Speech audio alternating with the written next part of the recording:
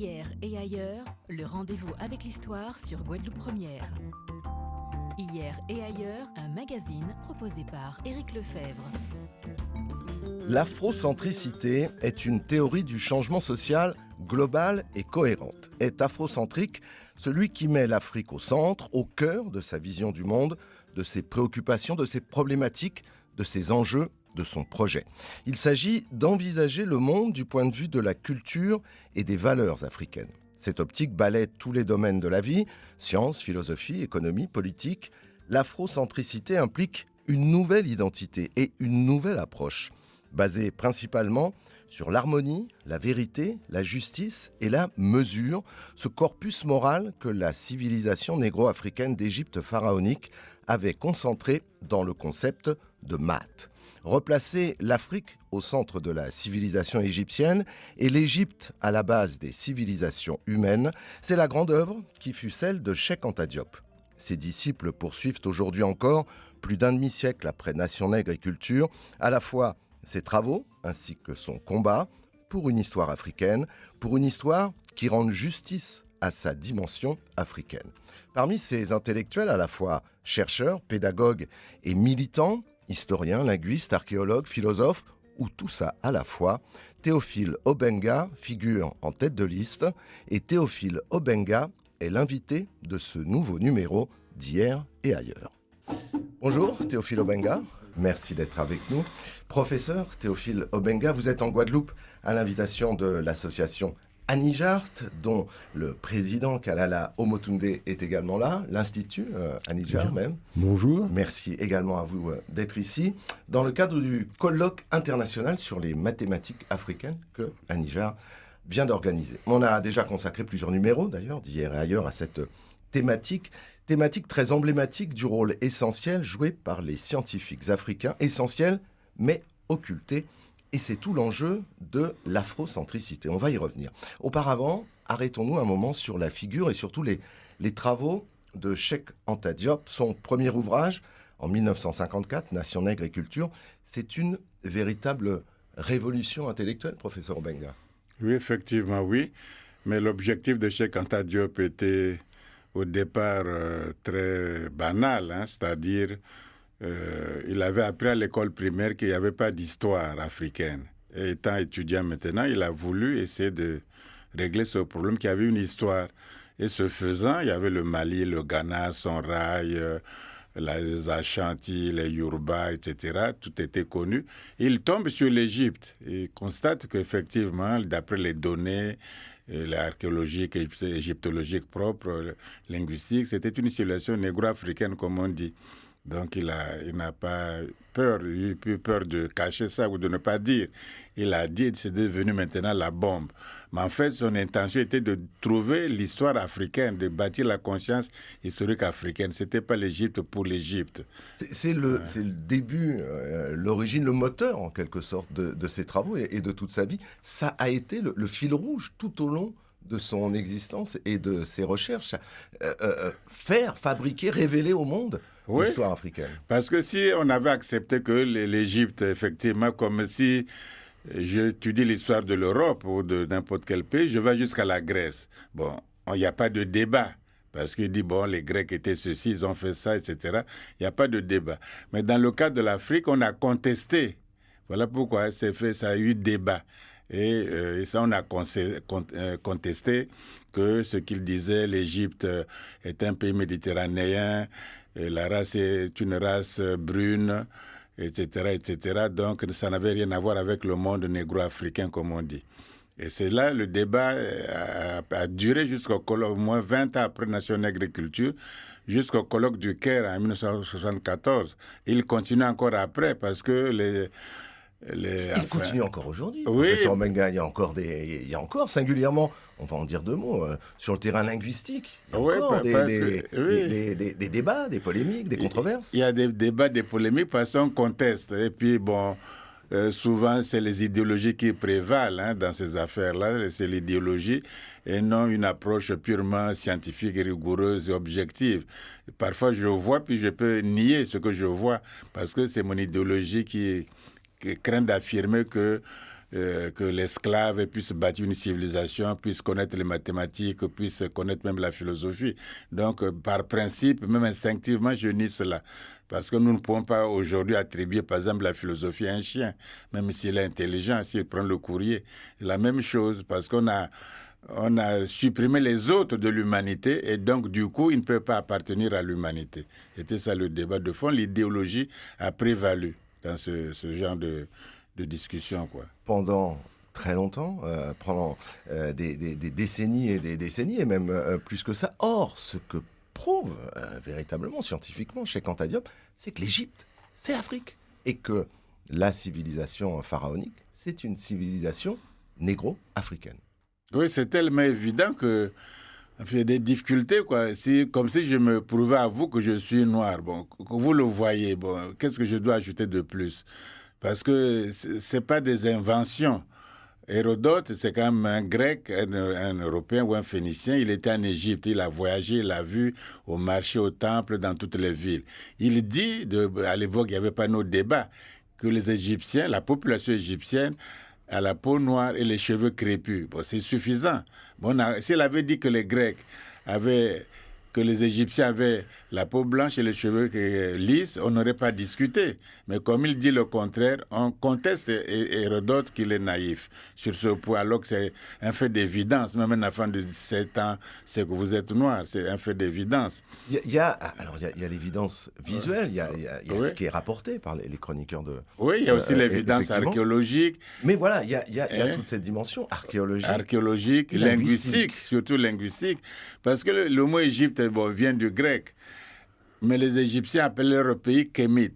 On traduit en anglais, les égyptologues anglais, Black Land, c'est le pays noir. Et eux-mêmes étaient Kemtiu. Rigoureusement parlant, on doit traduire les nègres.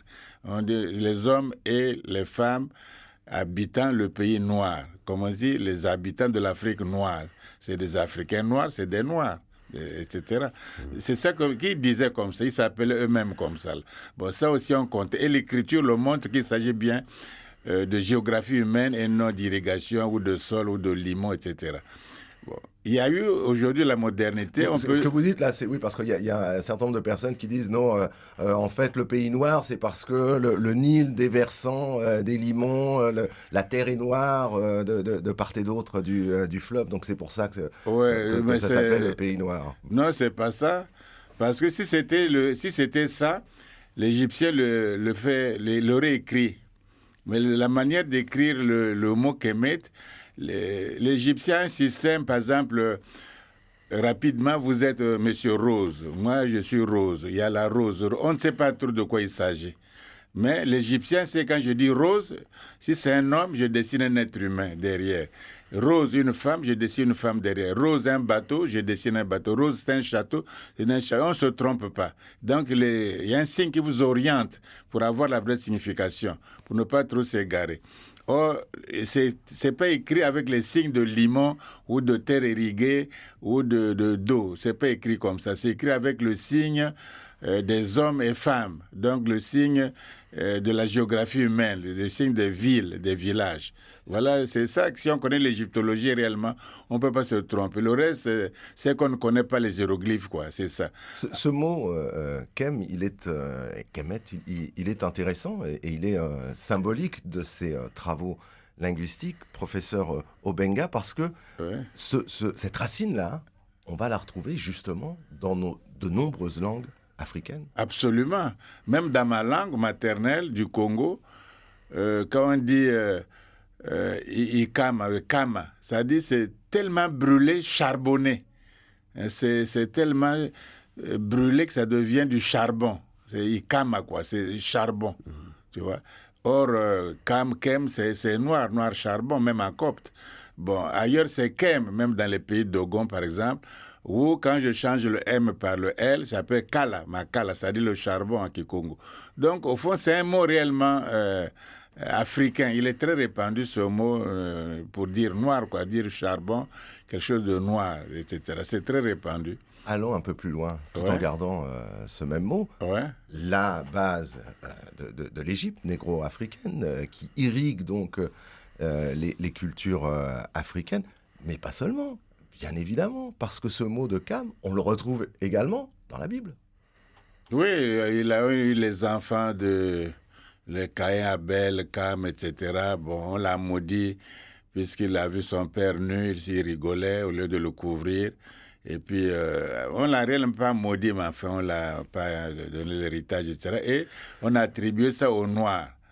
Bon, mais c'est quand même, Kem n'est pas noir, son père est qui, sa mère est qui, ses frères sont qui. Donc, le père serait hébreu, la mère hébreu aussi, ses frères hébreux, et lui, brusquement, il serait noir, tout seul. Non, c'est un non-sens. Et il n'est pas noir, même s'il est calme, il n'est pas noir. Mais l'idéologie a tourné ça comme malédiction parce que son père a dit que tu n'es pas sérieux, tu m'as vu sous nu, au lieu de te rire, tu devais me couvrir comme a fait l'autre fils. Donc, mais cette malédiction-là est tombée sur le noir, on a dit qu'il était noir. Donc tous les autres sont des enfants blancs et lui le seul enfant noir, c'est quand même bizarre. Ensuite, c'est pour diaboliser aussi l'Afrique, ainsi de suite. Et donc la Bible, quand même, c'est le livre divin sacré. S'il dit ça, c'est que c'est Dieu aussi qui le dit. Donc il n'y a même pas de possibilité que la raison puisse rectifier les choses, puisque c'est la foi qui le dit, ainsi de suite. Donc c'est immense cette machination, pour ainsi dire, de fabriquer des choses, des idéologies. L'humanité a fait ça quand même, c'était curieux quand même que l'humanité, qui surtout après qui prône quand même la raison, qui prône la liberté, etc., l'égalité, puisse faire même le code noir. C'est la même chose que le code noir. Pendant 2 siècles, on applique le code noir pour les autres hommes qui ne sont pas des hommes, c'est des meubles, simplement. L'humanité est arrivée à ça. C'est extraordinaire quand même. Alors qu'il y avait quand même les idées des Lumières, déjà, les siècles des Lumières, les Rousseau, les Voltaire, les Diderot, les Montesquieu, avaient quand même banni tout ce qui était fanatisme, tout ce qui était intolérance, tout ce qui était inégalité. On avait combattu ça. Mais pas pour tout le monde. Oui, et l'homme arrive à faire quand même le code noir, les codes noirs, pendant des siècles pour appliquer à d'autres hommes qui n'étaient pas considérés comme des êtres humains. L'humanité est vraiment arrivée au paroxysme vraiment de la haine, quoi. Bon, Professeur maintenant, Obenga, c'est le temps révolu, mais enfin. Professeur Obenga, puisque vous parlez même de philosophie, on va parler philosophie avec ce concept d'afrocentricité, mais auparavant... un clin d'œil également aux éditions Présence africaine. Parce que les travaux de Cheikh Anta Diop, c'est Présence africaine qui sont publiés, mais pas seulement Cheikh Anta Diop, Aimé Césaire, Lumumba, Fanon, Nkrumah, sont édités chez Présence africaine, qui fête justement ces jours-ci ses 70 ans, 70e anniversaire. La maison d'édition a été créée en 1949 par un autre Diop, justement, Alioune Diop. Cette existence, cette arrivée de cette maison d'édition, Présence africaine, c'est également un moment important. Parce que, par exemple, les travaux de certains, à commencer par Cheikh Anta Diop, vont pouvoir être largement diffusés. C'était pas forcément gagné s'il n'y avait pas eu Présence africaine. Ah oui, Présence africaine, c'est vraiment fondamental. Si bien que pour les 70 ans, le président du Sénégal, le président Macky Sall, a décoré Madame Alioune Diop, qui a plus de 90 ans, je crois. On l'a décoré, on l'a célébré. Parce que c'est quand même, sans Présence africaine, même, on ne serait pas publié. Nous tous, nous qui parlons, nous qui venons même après, le Cheikh Anta Diop, c'est vraiment à féliciter, c'était courageux, etc. Et les intellectuels africains, français à l'époque, les Gide, Jean-Paul Sartre, les Monod, etc., avaient soutenu M. Alioune Diop dans la création, dans les éditions Présence africaine. C'était très courageux de leur part. Donc, au fond, affirmer la présence africaine dans le monde, c'est pas ne pas reconnaître les autres, tout au contraire, c'est participer, si vous voulez, au festin de l'humanité. Professeur Obenga, vous êtes, je le disais, vous êtes un des premiers sur la longue liste, heureusement, des disciples de Cheikh Anta Diop. Vous l'avez connu, vous l'avez côtoyé, approché. Oui, bien sûr. Qu'est-ce que vous gardez de cette relation? Je garde beaucoup de choses, hein, vraiment. Parfois, c'est difficile parce que Cheikh était très charismatique, très impressionnant.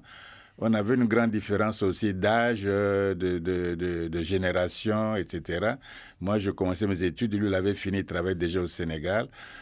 Mais quand on se rencontrait, c'est que il était physicien, mathématicien, avec les Joliot-Curie, il avait fait philo, il avait fait beaucoup de choses, mais et chaque fois il m'écoutait, même quand je disais des choses qui ne tenaient pas debout, il ne s'énervait pas, il écoutait patiemment, et après il m'expliquait comment c'était réellement. Donc, il y avait une grande humilité, réellement. Cheikh Anta Diop avait une très grande humilité et un grand respect pour les autres opinions. Mais il ne lâchait pas son opinion à lui. C'est ce que j'allais vous dire. Une Voilà. grande humilité, beaucoup de respect pour l'opinion des autres, mais une opiniâtreté sur ses propres convictions. Sur ses propres convictions, il ne peut pas lâcher. Il ne lâchait pas parce qu'il était absolument convaincu. Mais ce qui énerve aussi les gens, à mon avis, c'est que Cheikh Anta Diop a une intuition presque, je ne sais pas comment qualifier, quoi, d'instinct. Il y a un problème d'instinct, il a la bonne solution. Sans notre méthode de faire les étapes, les procédures. Et il arrive à la bonne solution. Alors, ça énerve les gens, comme il peut affirmer ça sans démonstration. Et quand on fait la démonstration, on rejoint Cheikh Anta Diop. Et les gens n'admettaient pas ça. Il avait espèce ce don. Bien sûr, il faisait la démonstration, mais pour lui, c'était presque secondaire. Il sentait immédiatement les problèmes. À telle enseigne que, un exemple bien précis, à son époque, on disait que les langues égyptiennes dérivent de l'égyptien ancien. Même mademoiselle Umberger, que Cheikh Anta Diop suit, soutenait ces thèses. Bon, c'était thèse très difficile à soutenir, c'était thèse presque impossible. Mais Cheikh n'a pas fait ça, il a évité ça. Je ne sais pas comment, il n'a pas fait cette erreur-là. Pour lui, au contraire, l'égyptien ancien et les autres langues africaines dérivent d'un ancêtre commun prédialectal. C'est ça, comme l'indo-européen, comme le proto-sémitique. C'est comme ça qu'il faut faire. Et il a fait ça. À cette époque, c'était très difficile de faire comme ça, parce que toute la littérature disait le contraire. Et c'est là que moi-même, je ne comprenais pas comment il n'a pas fait cette erreur-là, enfin, n'a pas suivi, quoi. C'était l'opinion scientifique générale à l'époque. C'est pour dire qu'il avait vraiment des qualités intellectuelles vraiment très sûres, quoi. Presque des dons, quoi, comme on peut dire. Il s'est, oui, pour le moins, inscrit, où il a symbolisé une vraie rupture dans l'approche et dans la démarche intellectuelle sur la prise en compte donc, de cette dimension africaine de l'Égypte. Vous avez évoqué tout à l'heure non pas son CV, ce serait bien trop long, mais le fait qu'il était en tout cas il possédait ou dominait un certain nombre de secteurs d'activités, de pensée différents, à la fois philosophe, linguiste, archéologue, historien, comme vous, professeur Obenga, vous aussi, vous avez de nombreuses casquettes et de nombreux diplômes, comme l'étaient les anciens savants égyptiens, africains de la grande antiquité, de l'Égypte pharaonique, qui eux aussi étaient à la fois prêtres, philosophes, astrologues, médecins, mathématiciens. Oui, je crois que c'était un peu comme ça les savoirs dans l'Antiquité. Aller à l'école, c'était pas apprendre une seule discipline. On faisait la musique, la danse, l'écriture, la littérature. C'était comme ça. Mais comme c'est devenu difficile, on a séparé les sciences exactes, les sciences humaines. Et les sciences humaines, encore, on a parcellé les sciences politiques, les sciences morales, ainsi de suite. Si bien que on est un peu perdu, on n'arrive pas à faire la synthèse, etc. On va dans tous les sens, si bien qu'on a perdu même l'humanisme. Tandis que dans l'Antiquité et même dans les temps même du Moyen-Âge, même au temps de Voltaire c'est un astronome, on connaissait, il fallait avoir les connaissances selon vos capacités, selon vos disponibilités, le plus possible de connaissances pour résoudre certains problèmes parce que c'était très difficile. Et aujourd'hui, la pédagogie a fait qu'on restreint, on fait une petite chose, c'est très difficile, très spécialisé, mais finalement, on fait des êtres qui ne pense pas. On peut voir un ingénieur très compétent, mais qui n'arrive pas à exprimer même sa propre pensée, etc. Il fait juste le travail, quoi. Donc, c'est l'éducation aussi. Je crois qu'il faut peut-être revenir à un peu moderniser, enfin, rectifier un peu notre éducation, l'éducation moderne. Qu'elle soit un peu plus humaniste, qu'on introduise, surtout, qu'on n'élimine pas la philosophie. Or, de plus, on fait la psychologie, on fait ceci, on élimine beaucoup de la philosophie. Les États-Unis sont une grande puissance culturelle, intellectuelle, scientifique, etc. Mais dans le monde, tu vois, ils n'ont pas de grands philosophes, ils n'ont pas de philosophes réellement. Donc, il n'y a pas un impact réellement intellectuel et scientifique. Tandis que, par exemple, en France, qui abonde, qui fabrique les philosophes, les Merleau-Ponty, les Sartre, tout de suite, un homme comme Jean-Paul Sartre, mais il a une audience tout seul sur le planétaire, parce qu'il y a la formation de philosophie. Or, ailleurs, ils sont plutôt logiciens, des choses comme ça. Ils ne sont pas philosophes. Ils n'arrivent pas à embrasser les problèmes et aller au fond des choses, des questionnements. Il n'y a vraiment pas de questionnement, il y a des techniques. Et du coup, le rayonnement n'est pas. Donc, je crois qu'il faut revenir quand même à... Peut-être que les pédagogues revoient les méthodes parce que c'est devenu de plus en plus sec et les gens sont de plus en plus peu cultivés, pour ainsi dire, quoi, entre griffes. Professeur Obenga, puisque vous dites qu'il faut peut-être revenir et aller au fond des choses, allons et revenons à l'afrocentricité.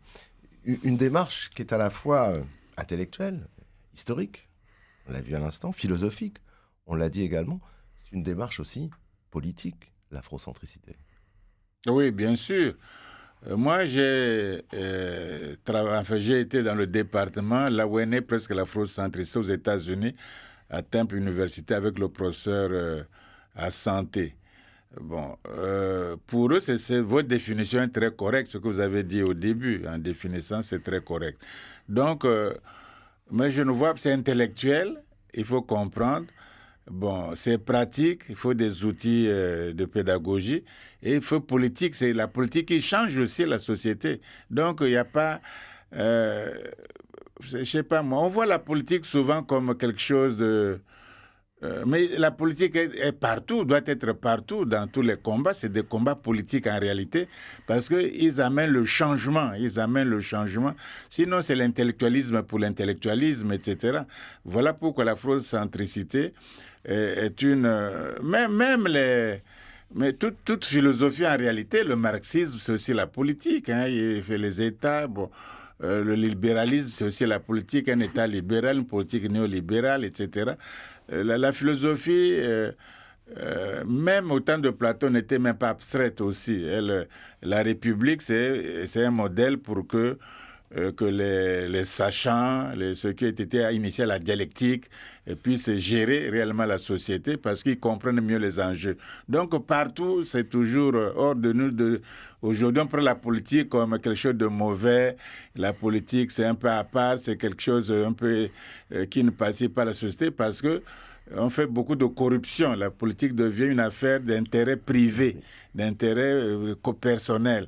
Et si c'est les intérêts du peuple, de la majorité, puisque c'est ça la pensée pour la majorité, le bien-être public, on n'aurait pas peur de la politique. Alors, le bien-être public, ça nous renvoie à ce qui est au centre, finalement, de la philosophie égyptienne, de l'Égypte négro-pharaonique, négro-africaine, comme vous le disiez tout à l'heure, c'est ce concept de maths, parce que le maths, c'est à la fois l'ordre, la justice, la paix, c'est tout ça. Exactement.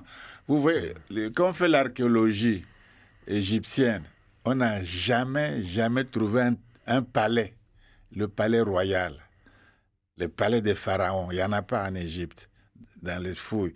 C'était fait en terre, en boue. Ce qui était fait en pierre, c'est le temple, le tombeau, la pyramide. Ça, c'est les tombeaux, les maisons d'éternité. Et le temple, c'est le temple de Dieu. C'est ça, donc ça doit être en dur. Mais le pharaon ne s'accrochait donc pas au bien matériel. Même les prêtres à Karnak étaient parfois plus riches que lui. Ils avaient des propriétés, des champs, etc. Donc il n'avait pas réellement la possession des biens dans le royaume. Au contraire, il y avait des greniers de royaux. En cas de disette, il faut que ces greniers servent à nourrir le peuple. Ce n'était pas pour lui. Donc au fond... Et puis la maths, c'est comme vous avez dit effectivement, c'est ça qui dirigeait la société, le pharaon lui-même. C'est-à-dire au moins la vérité. Il faut dire la vérité, ne pas mentir à soi-même ni aux autres et faire la justice. Or, la justice, c'est ça le fond. Or, aujourd'hui, nous ne faisons pas beaucoup de la justice. Et, même la justice, elle est même un peu corrompue aussi, partout. Donc, finalement... les idéaux ne sont plus des idéaux simples, des idéaux purs, etc. La maths égyptienne, c'est vraiment un concept extraordinaire et qui a fait tenir la société pendant au moins 35 siècles de vie, d'histoire vivante. Et il n'y a pas de prison d'État. En Égypte, il n'y a pas de prison d'État. Il y a l'égalité entre l'homme et la femme. Même des femmes ont dirigé l'État pharaonique avec tous les pouvoirs, au moins 4 femmes. Bon, les femmes avaient accès à la culture, à la prêtrise, etc. Les paysans ne se sentaient pas comme des esclaves. Ils produisaient, ils avaient les métiers, c'est les champs de Pharaon, etc. Ils n'étaient pas lésés. Donc, au fond, il y avait cette justice sociale, etc. Donc, et puis, le respect de la femme aujourd'hui, comme on dit féminisme, là-bas, c'était déjà acquis depuis longtemps, l'égalité de l'homme et de la femme.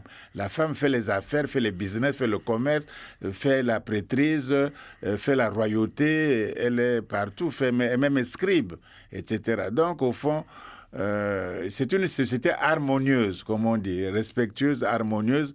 Tout compte, les femmes, les hommes, les enfants, les vieux, les adultes et même les étrangers qui viennent, les Grecs qui viennent en Égypte. Bon, ils ne connaissent pas les coutumes égyptiennes. Pharaon les respecte. Il dit, vous ne venez pas dans nos temples parce que vous ne connaissez pas ces choses-là. Mais faites vous-même vos temples. Nous vous autorisons à louer, à adorer Zeus ou à Apollo ou des choses comme ça. Faites vos temples à vous. On vous donne des quartiers. Il y en avait à Nocratis, il y en avait à Saïs, il y en avait à Memphis. Faites vos choses, ne venez pas chez nous parce qu'il n'y a pas de prosélytisme, il n'y a pas d'intolérance. On tolère. Vous faites ce que vous faites. Même chez nous, faites vos religions à vous. On tolère. Aujourd'hui, nous avons perdu, c'est plutôt le fanatisme qui devient vraiment très criard dans le monde contemporain. La Mat, la déesse de l'ordre dans la mythologie égyptienne, déesse de l'ordre, de l'équilibre du monde, de l'équité, de la paix, de la vérité et de la justice. J'ai presque envie de résumer tout ça en disant déesse de l'éthique. C'est ça, selon vous, professeur Obenga, qui caractérise aussi cette philosophie de l'Égypte pharaonique, l'éthique? Ah oui, l'éthique était fondamentale. C'est-à-dire que c'est pas tellement la prêche comme la morale. L'éthique, c'est ta propre conscience, c'est une affaire de conscience. Donc, comme il n'y a pas de prison, on sanctionne le mal, bien sûr, il y a des manières de sanctionner.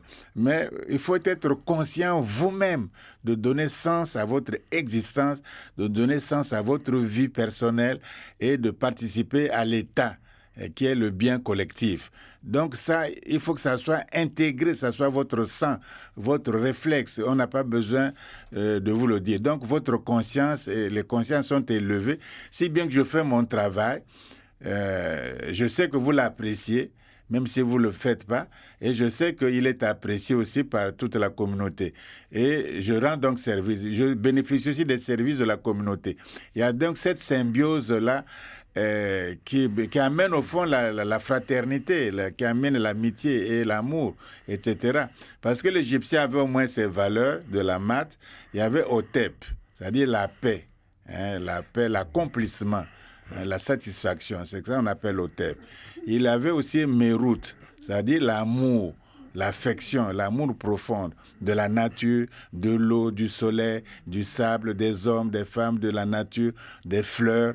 Les fleurs étaient partout pour les libations, dans les temples, etc. Donc, c'est ça l'amour. Et il y avait aussi, si vous voulez, comment dire ça, le la beauté, ça doit être beau. Hein, c'est beau, la nature doit être belle, il faut la respecter. Qui dit beau, dit aussi la perfection. Le pharaon est un être parfait, tu vois, il est parfait. S'il n'était pas parfait, on lui attribue au moins ses qualificatifs. Et la beauté, la perfection. Alors quand on aime la beauté, la perfection, on a l'affection des choses, de la nature, le respect de la nature, et puis en même temps, on a le sentiment qu'on est dans la paix, l'accomplissement dans l'hôtel. Je crois qu'ils avaient beaucoup de ces qualités-là, et à la fin, on était imaku, c'est-à-dire on était bien heureux. Ici sur terre même, hein, comme les Ptahotep étaient vieux, etc. Et même dans l'au-delà, vous devenez imaku, c'est le bienheureux. Et tout ça, aujourd'hui, quand on béatifie les gens, on les appelle d'abord bienheureux, Achille saint, on copie un peu l'Égypte antique. Parce que le pharaon Djoser, qui a la pyramide de 2 grammes à Saqqara, il s'appelle Djoser, c'est-à-dire le saint, la sainteté.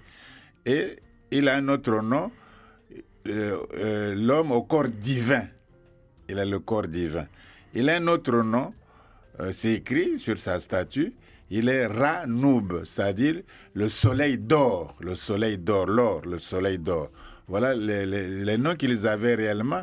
Bon, maintenant, quand on traduit ça en Khéops, on traduit ça en des choses comme ça, on ne comprend plus rien. Si on revient au nom égyptien, on comprendrait. Khéops ne se dit pas Khéops, se dit Khufu. Khufu veut dire qu'il me protège. Il, le Dieu, il me protège. Khufu. Voilà. Et c'était un mot répandu au Congo. Khufu, là, partout il y en a des Khufu. Professeur Théophile Obenga, merci beaucoup de vous être arrêté dans les studios de Guadeloupe la Première pour ce numéro d'hier et ailleurs. Merci beaucoup à Kalala Omutunde, puisque moi, je voulais juste rajouter une chose qui est importante, c'est que l'Égyptien a découvert une science qui était les mathématiques. Et c'est le premier qui a introduit les mathématiques dans l'art. Parce qu'aujourd'hui, quand on parle de nombre d'or, d'art sacré, de respect de proportion, tout cela, c'est l'héritage de l'Égypte. Et ça, il ne faut pas l'oublier. Merci encore. Merci à vous d'avoir suivi ce numéro d'hier et ailleurs. On se retrouve très vite pour une nouvelle émission.